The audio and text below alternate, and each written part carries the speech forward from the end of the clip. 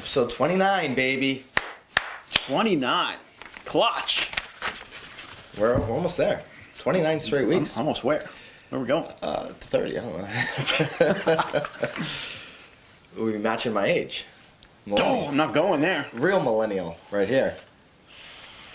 Right on the end of the millennial. Friday the 13th. The borderline. That's right.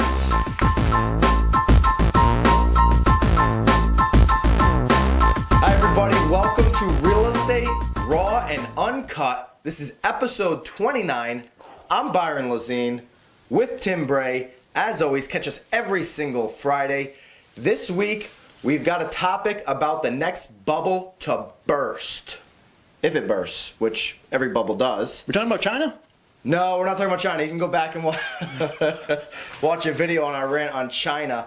We're talking about college debt in America. Or as Obama would say, America. Did you see that thing with Obama this morning? He was reading this skit and it said, I can't pay too much attention. How do you see the light in my eyes? I haven't seen it. You should put a flashlight in my ears. Come on. We are not riding either side of the political line, just so you know. So college debt in this country continues to grow. It's getting out of control. College is expensive. Everybody believes they should go. And we want to, basically talk about how that is affecting the real estate market, the economy overall, and especially millennials. Because right now, those are the ones that have been going through these years of college and the increasing debt and taking out the big student loans. It's a domino effect, right? Yeah, it affects everything. So it's kind of like if you want the $500,000-$700,000 range to move, you got to have the first-time home buyers that are willing to come in and invest their money, get a loan, buy a home, go through the process of paying down the mortgage, getting an increase in income, and moving up. Yeah, so that the people in the mid-range or the lower to mid-range, they're relying on it. They can move up. They can sell their home to somebody, move up, and everybody can kind of move up the ladder. So the question is, what does it take to get a loan today? What do you need? You need some sick credit. Okay, your credit has to be better because we just went through the Great Recession. Yep. Okay, and the pendulum has now swung, so the criteria to get a loan is tougher. You need a little bit of dough. I mean, if you're VA or something like that, you can go zero down, but there's fewer options to go zero down than there was during the peak. So you need a job. You need a JOB. You need some dough. So one of the things here, as far as the job if you're going to mortgage your property. And the majority of people in the country do. Especially if you're a millennial. Mm-hmm. So you need a job. Now, the issue with the job is that the millennials, you look at, the unemployment rate has come down, but actually the millennials have their unemployment Millennials, baby. is twice as much as the other people. Ooh. So you have people that have been out of work for a while, and now these guys that have put their time in, they've been getting educated, and they are competing against people that have been in the workforce for 20 years. You're not calling us millennials lazy, are you?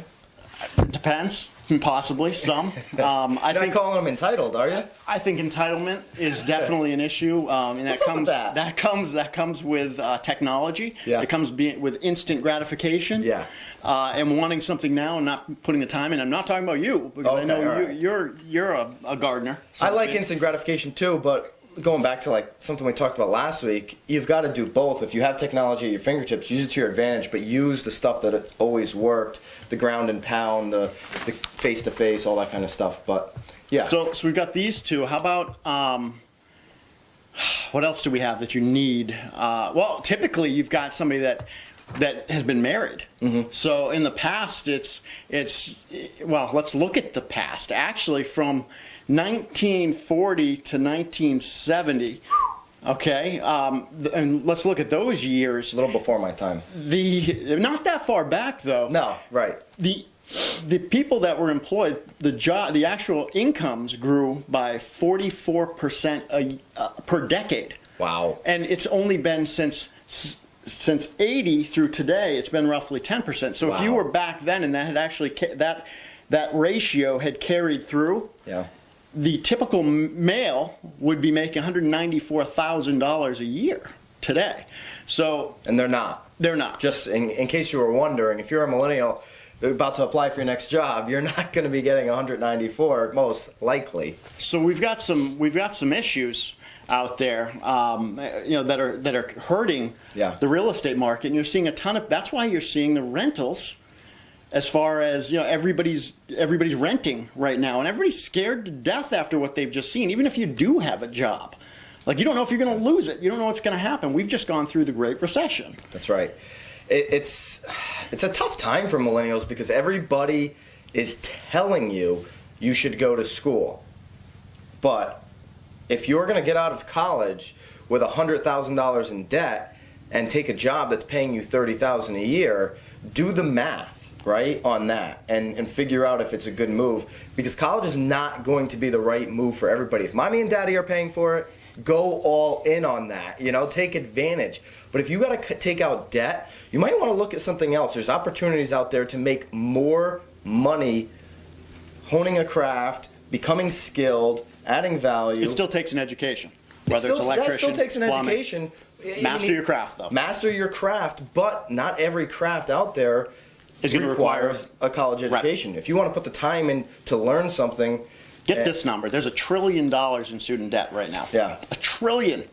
Okay? There's some sick competition out there for the jobs. Now, I think another episode, how do we create more jobs in this country? And we can go into that later. Yeah. But I think, let's go back to, so we've talked about income. Yep. We've talked about it's tougher to get a loan at this point, and we're saying the typical person is married, and we're seeing, with the equality that's out there, females are getting educated just as quickly as the males are, and we're all striving for exactly the same thing. This is getting tougher and tougher, and people are not getting married. They're relying on themselves. That's right. And well, Renter Nation. It is. I mean, the rentals are going through the roof. Yeah. So what's the last New York thing? City, I just saw a report yesterday that the rent rates just continue to skyrocket. There's demand. And it's actually happening around here. They're building multifamily everywhere that they can just go out and rent. They're not going to do the thing they did when the peak happened, when condoize everything. They're going to go and rent these now because they see the opportunity. And there's a lot, to your point, there's a lot of single millennials. I think it's going to get tougher. There was a report in the NAR yesterday that said millennials are most likely to use a real estate agent. Okay. Great news if you're an agent. But too bad they can't buy most of them, right? Well, now we're talking ratios, right? Yeah. Because in order to get this loan, you've got to have extremely good credit. You've got to qualify. What about Obamacare? Throw that on top of it. So now you've got a couple $100. Yeah. I mean, that can go both ways. It's you got to pay for insurance one way or another. So that's more of a touchy topic that I don't want to touch. I'll touch it. We'll get into it later. But, it's just another payment. Yeah. And as far as absorbing the risk of maybe some of the other age groups that are out there, right? It is the younger people that are healthy that are absorbing that according to that policy. I mean, the younger peeps can stay on the mommy and daddies till they're 26. I'm sensing some kind of a thread or something about mommy and daddy and silver spooners. I'm feeling no. something's going on. I respect the spooners. I like the spoon. Well, All right, guys. I think we'll end it right there. Raw and uncut.